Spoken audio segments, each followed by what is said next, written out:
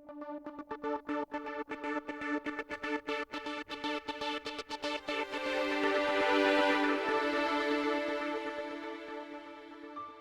confirmed number of coronavirus cases in Los Angeles County comes to 1,232,373.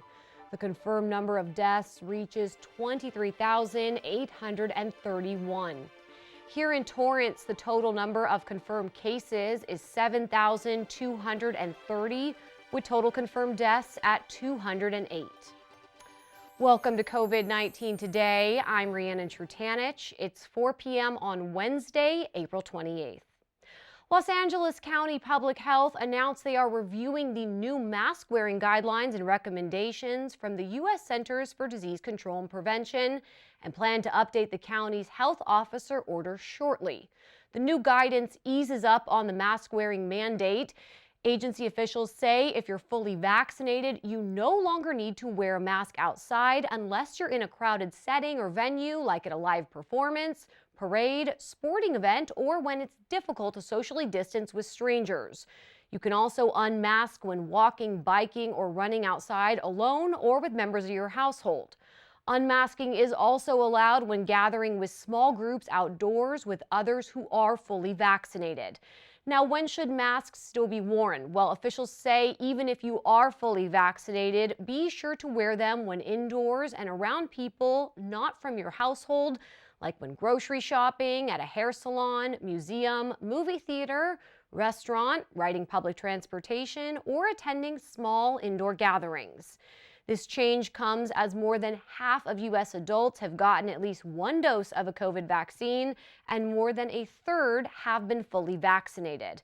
Now, unvaccinated people, which includes those who've only received just one of the two-dose regimens, should still wear masks outdoors when gathering with other unvaccinated people. Los Angeles County is inching closer to moving into the least restrictive yellow tier in the state's blueprint for a safer economy. In the most recent update from the state, Los Angeles County's adjusted case rate dropped from 2.7 new cases per 100,000 people to 1.9 new cases. The overall test positivity rate also dropped from 1.2% to 0.9%, and the positivity rate in low-income, hard-hit communities dropped to 1%. This is all good news, which is helping to move the county closer to meeting the qualifications to enter the yellow tier. Now, if the county remains at current levels or declines over the course of the next week, it could move into the yellow tier as early as May 5th. The yellow tier would mean more restrictions would be lifted for businesses to expand their capacity, allow for larger gatherings and events, both indoors and outdoors. As more people become vaccinated and COVID-19 numbers continue to trend downward, the county's public health orders are also being revised to reflect new safety protocols for different business sectors. The U.S. Centers for Disease Control and Prevention recommends that salon and barbershop employees who are fully vaccinated can skip wearing a face shield, although face masks are still required while performing services. Personal care establishments may also increase capacity to 75% indoors for services, and employees must be instructed to wash or replace their face masks daily and ensure they're worn correctly. Break areas and common spaces must be disinfected at least once a day during operating hours. Restaurants are also allowed to host separate private events while the restaurant is open and operating, as long as they provide a separate entrance for private guests and restaurant patrons. Restaurant employees who also show proof of vaccination can forego wearing a face shield as long as a face mask is worn at all times. While indoor dining may only be open at 50% occupancy or 200 people, whichever is less, live entertainment may resume during restaurant operating hours, which is now allowed outdoors. There must be a clear distinction of 12 feet between the seated customer and the stage or performer. You can read more about the many updates to the county's revised COVID-19 safety protocols at publichealth.lacounty.gov. Californians will soon be able to choose which of the 3 current vaccines they'd like to receive. a big change from initial messaging when vaccines were first rolled out. The state's health officials say they are updating the My Turn vaccine sign-up portal to include a field to show which vaccine is being offered. Authorities say they hope this change will help ease vaccine hesitancy by people who may have a fear of being assigned the Johnson & Johnson vaccine, which was put on hold for a week and a half. The CDC has since cleared it as safe to use once again. Going forward, clinics and healthcare providers will also be able to let people know ahead of time which vaccine is being offered when they sign up for their appointment. There may be a fourth COVID-19 vaccine option available soon. The biotechnology company NOVAVAX just announced they're preparing to file a request for U.S. emergency authorization use. The company's CEO, Stanley Erck, said he was hopeful the vaccine would get cleared by the U.S. Food and Drug Administration in May. The vaccine received $1.6 billion from the U.S. to develop and manufacture its vaccine. Trial results out of the UK found that Novavax was just as effective as Moderna and Pfizer's COVID-19 vaccine. Novavax promised it could fulfill 100 million doses to the U.S. this year. Torrance-based Polypeptide Group was selected by Novavax to help develop and manufacture two key intermediates used in the production of Matrix M, an ingredient of the vaccine which is used to enhance the vaccine's immune response and stimulate high levels of neutralizing antibodies. A popular food delivery service is launching a lower-priced option after receiving criticism over hefty commission fees. San Francisco-based Doordash says it will offer a new basic plan that will charge restaurants only 15% per order for delivery, or roughly half of what they previously charged. And with the cheaper rate comes limited restrictions on the delivery area. The company says they will shift the delivery cost to customers as they may need to pay several dollars more instead. Restaurants can also opt to pay a higher commission, up to 30%, to allow for a larger delivery area and more visibility on the app. Doordash officials say local restaurants and chains with less than 75 locations are eligible for the new rates. The company currently delivers from nearly 400,000 restaurants using a network of 1 million freelance drivers. Doordash Chief Operating Officer Christopher Payne said the company spent the last 6 months developing a plan that would help restaurants but still ensure drivers can make money, and said a one-size-fits-all didn't work and they wanted to respond to restaurant owners who wanted more options. Doordash is also dropping its commission rates on pickup orders for customers who place an order through Doordash's app but pick up themselves, bringing the fee down from 15% to 6%. California small business owners may get some much-needed financial relief thanks to the state's COVID-19 relief grant program. Governor Gavin Newsom signed into law a comprehensive package providing up to $2 billion in grants. Beginning today through May 4th, applications will be accepted for the 6th round of funding. This will be available to businesses and nonprofits who were economically impacted by the pandemic and could qualify for amounts ranging from $5,000 up to $25,000. The application process is not based on a first-come, first-served basis, but is based on annual gross revenues for 2019's tax year. Now, if businesses have already applied and have been put on the wait list, they do not need to reapply as they will be automatically enrolled into Round 6.